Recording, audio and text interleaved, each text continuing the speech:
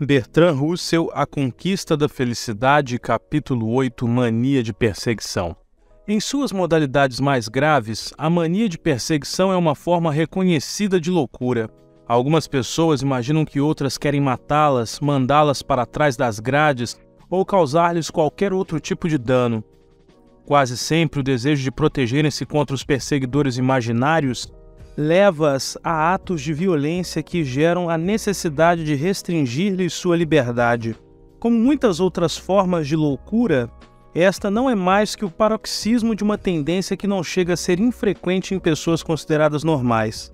Não pretendo falar sobre suas formas extremas, que são da alçada dos psiquiatras. Minha intenção é examinar suas formas mais amenas porque, não raro, causam a infelicidade e porque, como não chegam ao ponto de ocasionar no outro uma demência manifesta, esta própria pessoa pode resolver o problema, desde que esteja convencida de que diagnosticou corretamente seu transtorno e admita que a origem dele está em si própria e não na suposta hostilidade ou maldade dos outros. Todos nós conhecemos esse tipo de pessoa, homem ou mulher, que, segundo suas próprias explicações, é vítima constante de ingratidões, maus tratos e traições. Em geral, tais pessoas gozam de muita credibilidade e ganham a simpatia daqueles que não as conhecem há muito tempo. Em termos gerais, não há nada de inverossímil em cada história que contam. É verdade que às vezes ocorrem mesmo os maus tratos de que se queixam. O que acaba despertando as suspeitas do ouvinte é a verdadeira multidão de pessoas ruins que o sofredor teve a desgraça de encontrar. Segundo a lei das probabilidades, as diferentes pessoas que vivem em determinada sociedade sofrerão, ao longo de sua vida, mais ou menos a mesma quantidade de maus tratos. Se uma pessoa de certo ambiente declara ser vítima de um maltrato universal, o mais provável é que a causa esteja nela própria e que ou está imaginando afrontas que na verdade não sofreu, ou se comporta inconscientemente de tal forma que provoca uma irritação incontrolável.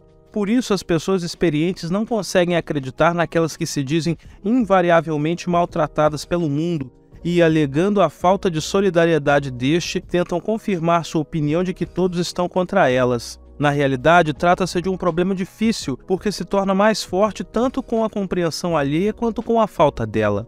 A pessoa com tendências à mania de perseguição, quando percebe que o interlocutor está acreditando em uma de suas histórias de má sorte, enfeita até os limites da própria credibilidade.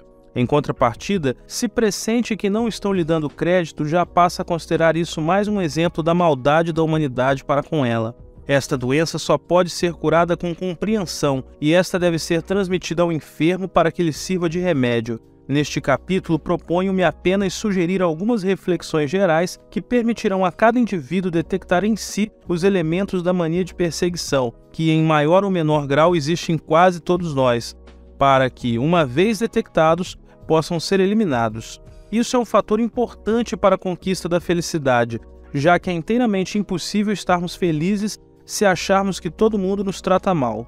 Uma das formas mais universais de irracionalidade é a atitude adotada por quase todo mundo em face da maledicência. Muito poucos resistem à tentação de dizer algo malicioso acerca de seus conhecidos e às vezes até dos amigos. Mas quando uma pessoa toma conhecimento de que disseram algo contra ela, enche-se de assombro e indignação. Ao que parece, nunca ocorreu a pessoas assim que, da mesma forma como elas criticam os outros, estes fazem o mesmo em relação a elas. Esta é uma modalidade amena da atitude, que, quando levado ao paroxismo, conduz igualmente à mania de perseguição. Esperamos que todo mundo sinta por nós esse terno amor e esse profundo respeito que nos devotamos. Não nos ocorre que não podemos esperar que os outros pensem de nós algo melhor do que nós pensamos a respeito deles, mas isso não passa por nossa cabeça, porque nossos próprios méritos são grandes e evidentes, enquanto os méritos alheios, se é que existem, só são visíveis para olhos bondosos.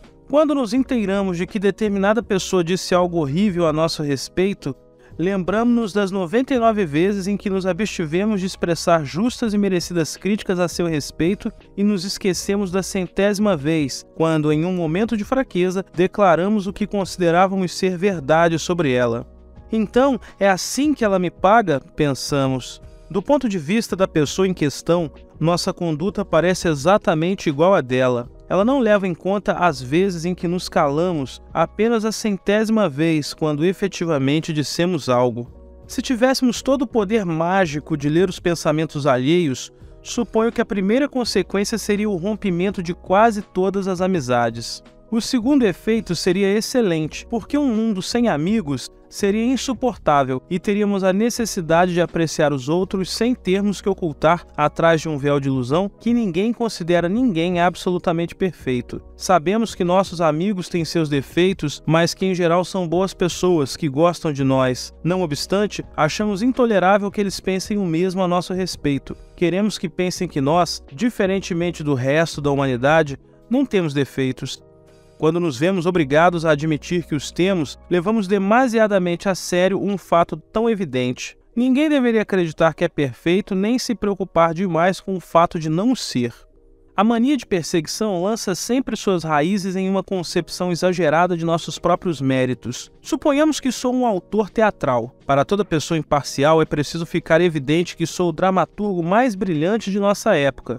Mas, por alguma razão, minhas obras quase nunca são representadas e, quando isso acontece, não são bem-sucedidas. O que pode explicar essa estranha situação? É claro que empresários, atores e críticos estão em conluio contra mim por algum motivo, e tal motivo, naturalmente, é outro grande mérito meu. Recusei-me a render homenagem aos tubarões do mundo teatral. Não adulei os críticos, minhas obras contêm verdades que incomodam toda essa gente, e assim meus méritos transcendentais definham-se sem serem reconhecidos. Temos também o caso do inventor que nunca conseguiu que alguém visse os méritos de seu invento. Para ele, os fabricantes seguem caminhos batidos e não querem saber de inovações, enquanto os poucos que acreditam no progresso têm sua própria equipe de inventores, os quais, por sua vez, barram a entrada de gênios não autorizados. As associações científicas, por estranho que pareça, perderam os manuscritos que ele lhes enviou ou os devolveram sem ler, e ainda por cima, os indivíduos que poderiam ajudar mostram-se inexplicavelmente avessos à ideia. Como explicar tudo isso?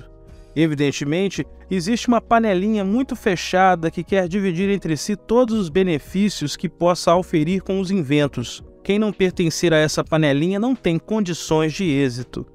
Há também o caso do homem com motivos autênticos de queixa, baseados em fatos reais, mas que generaliza à luz de sua experiência e chega à conclusão de que suas desgraças constituem a chave do universo. Digamos que ele tenha descoberto algum escândalo relacionado com um serviço secreto que interesse ao governo manter oculto. Não pode conseguir que tornem pública sua descoberta, e as pessoas aparentemente mais influentes negam-se a mover qualquer palha para remediar o mal que o enche de indignação. Até aqui os fatos são como ele os conta, mas as negativas lhe causaram tanta impressão que acaba acreditando que todos os poderosos estão ocupados exclusivamente em ocultar os delitos aos quais devem o fato de estarem no poder. As pessoas desse tipo são especialmente obstinadas, porque seu ponto de vista tem sua parte de verdade, mas, como é natural, o que as afetou pessoalmente causou-lhes mais impressão que outras questões bem mais numerosas, das quais não tiveram experiência direta. Isso lhes dá um sentido errôneo da proporção e faz com que deem excessiva importância a fatos possivelmente excepcionais e não típicos.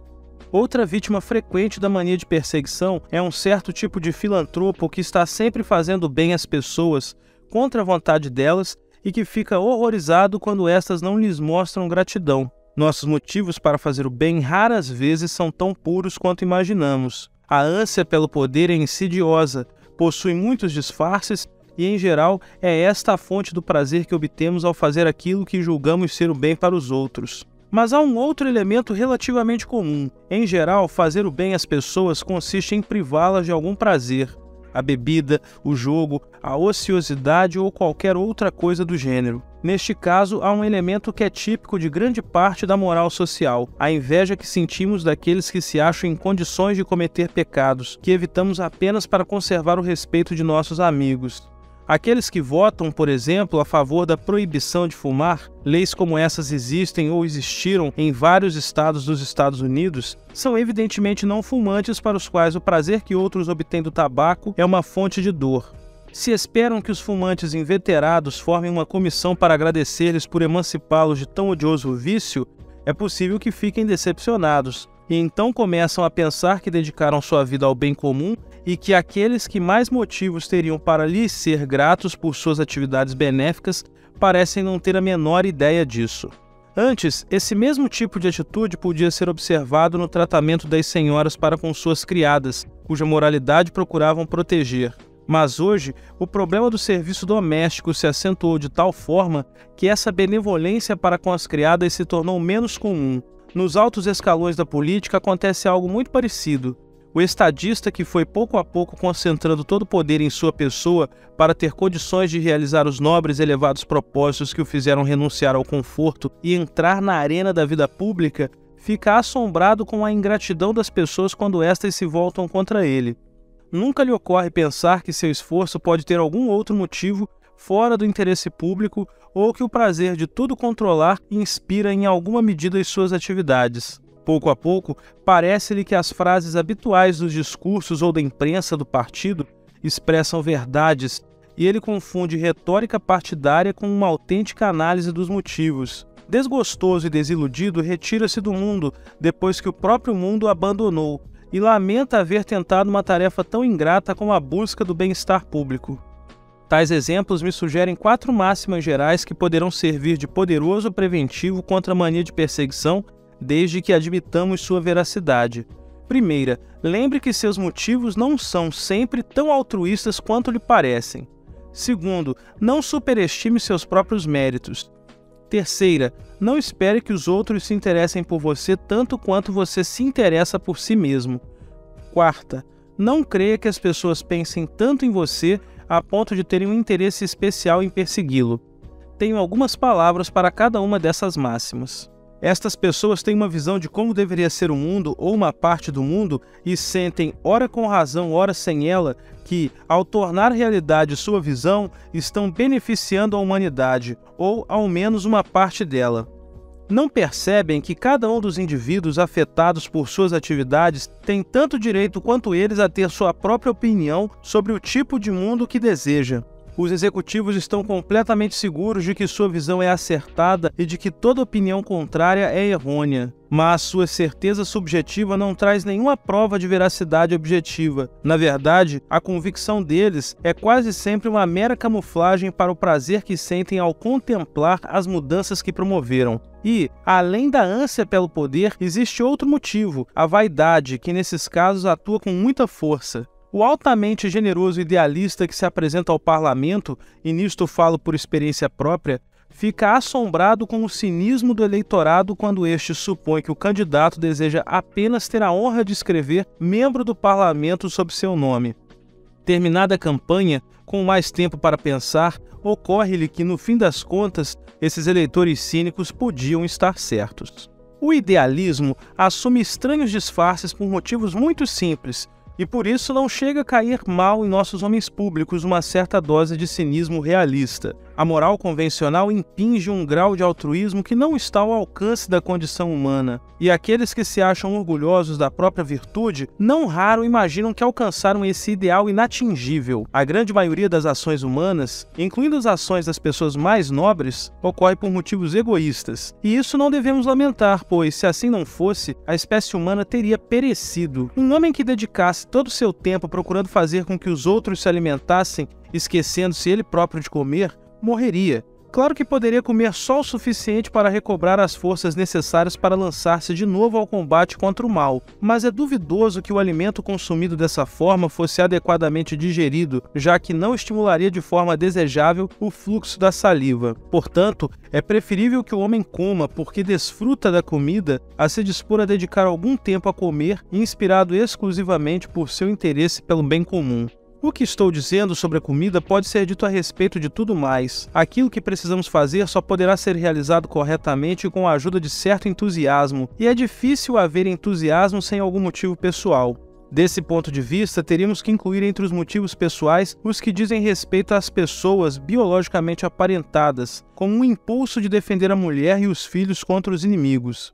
Este grau de altruísmo faz parte da condição humana normal, mas o grau inculcado pela ética convencional não, e muito raramente chegamos de fato a alcançá-lo. Portanto, as pessoas que desejam ter uma alta opinião de sua própria excelência moral precisam persuadir a si próprias de que atingiram um grau de abnegação que é muito improvável alcançar.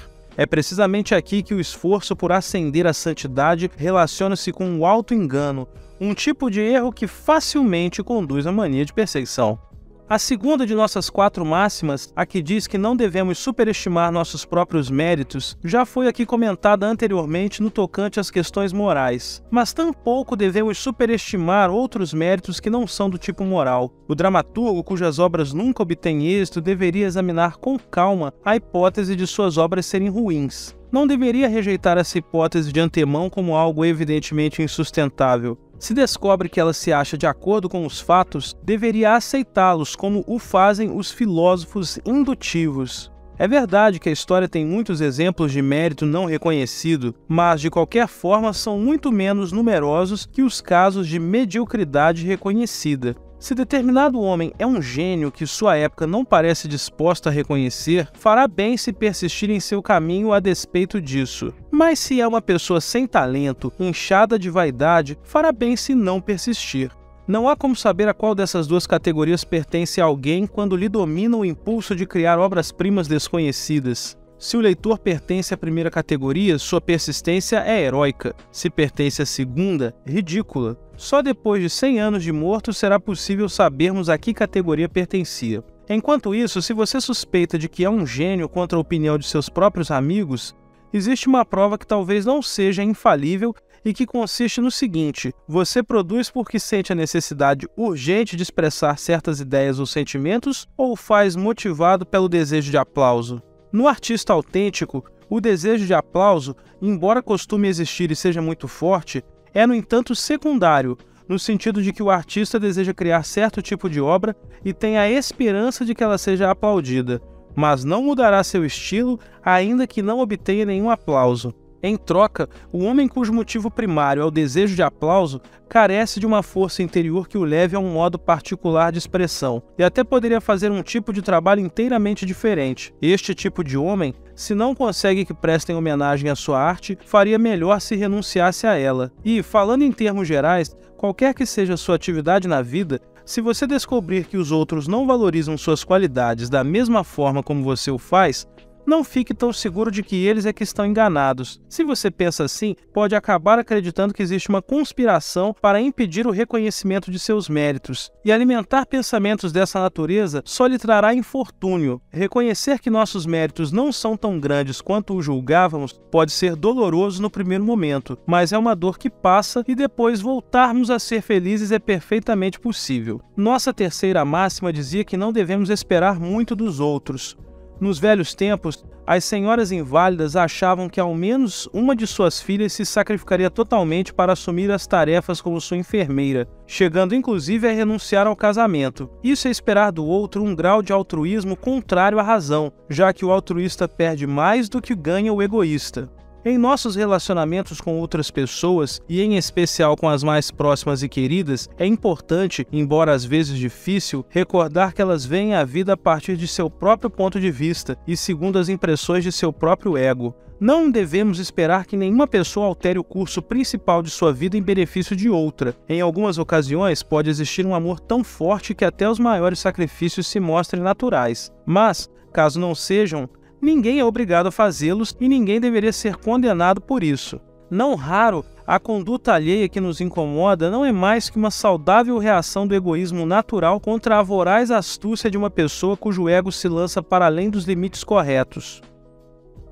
A quarta máxima, se o leitor ainda está lembrado, afirma que devemos nos convencer de que os outros perdem muito menos tempo pensando em nós do que julgamos. O louco que sofre de mania de perseguição imagina que todas as pessoas, que na verdade têm suas próprias ocupações e interesses, passam a manhã, a tarde e a noite empenhados em maquinar maldades contra o pobre lunático. De maneira semelhante, o indivíduo relativamente equilibrado, que sofre de mania de perseguição, vê em todo tipo de atos uma referência à sua pessoa que realmente não existe. Sem dúvida, essa ideia afaga sua vaidade. Se fosse um homem realmente grande, poderia ser verdade. Durante muitos anos, os atos do governo britânico tiveram como principal objetivo desbaratar Napoleão.